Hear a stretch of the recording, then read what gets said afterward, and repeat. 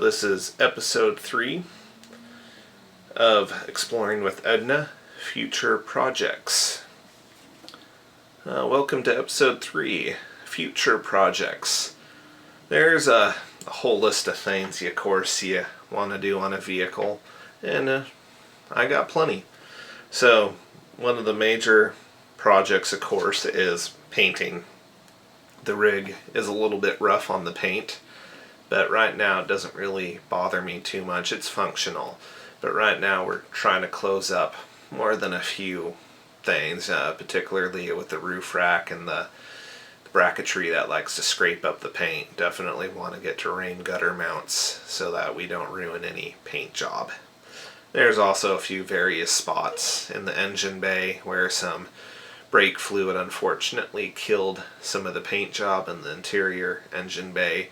Not that it's rusting or anything, but just as a general precaution, when we get to it, I'd like to cheaply paint it well enough to protect it. One of the minor things is a winch. I'm not exactly sure if I'm going to get stuck too much. I haven't had any issues with the driving I do at this point. But it doesn't mean I don't try to be a helpful person. If I see someone stuck and due to my power ability in a smaller rig, I might not be able to necessarily pull a big truck out. But if I can anchor myself to an object through the back bumper, I could maybe winch them out a little bit so they could get out. Just never know. I intend to replace all the other lighting, the running lights, reverse lights, turn signals, etc., interior lighting completely to LED, just sort of to complete the look. Little curious to see how that all works, since it might come sooner than later. I just don't know yet.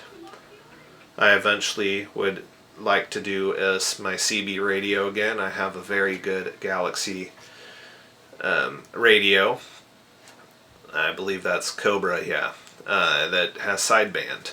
And back when I had a Jeep some years back, I had a 102-inch whip antenna, which I was able to talk to people cross-country on that thing.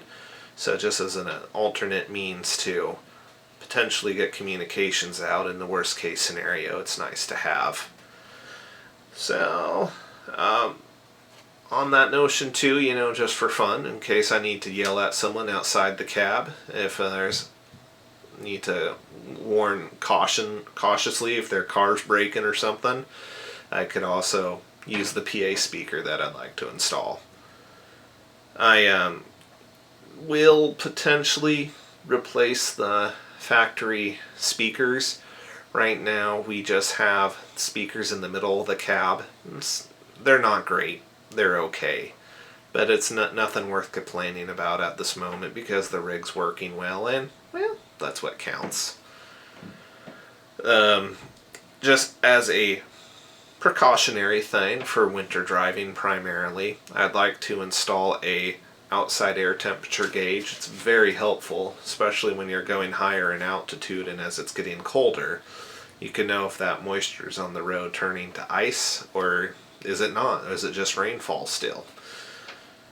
Then not really minor, but right now they're in good shape. But talking about steering components, tie rods, bushings, etc., definitely want to get to all that.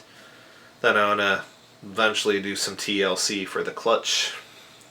Give it some new fluid. The clutch is in good health right now, but who knows how old the fluid is in there.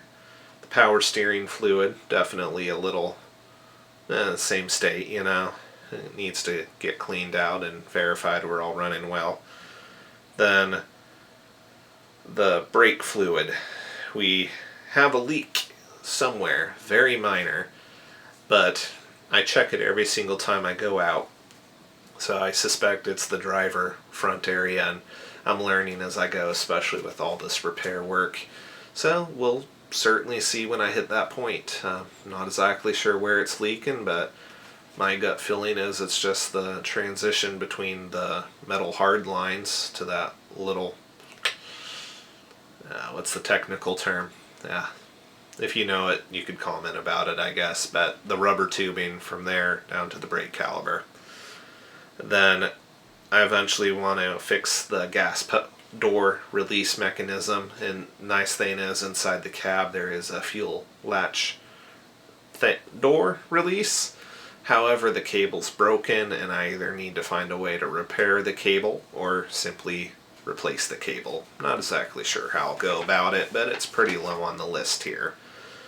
Then seat belts, they are functional but definitely a little loose.